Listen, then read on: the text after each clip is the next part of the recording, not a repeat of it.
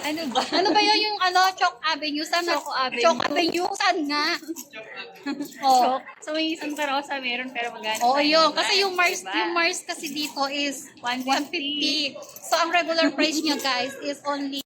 Ayan, guys, nakapasok kami dito sa loob. Or nakasuture. Daw po sila Ayoko ba? Isa. So, ayan, guys, pasaway talaga.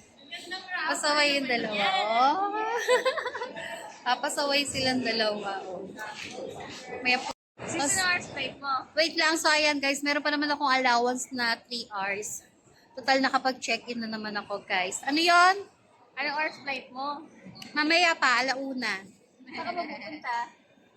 New Zealand.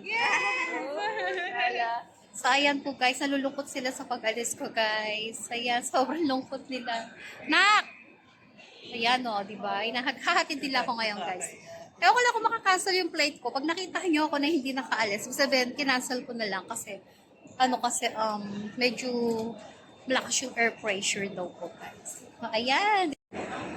Bawal nga pala ako mag-ano. Ano si Bunsa? Nasaan ka? Napakaengot mo.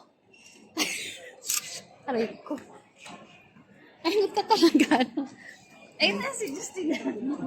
Halika dito. Ba't ako? Bunso.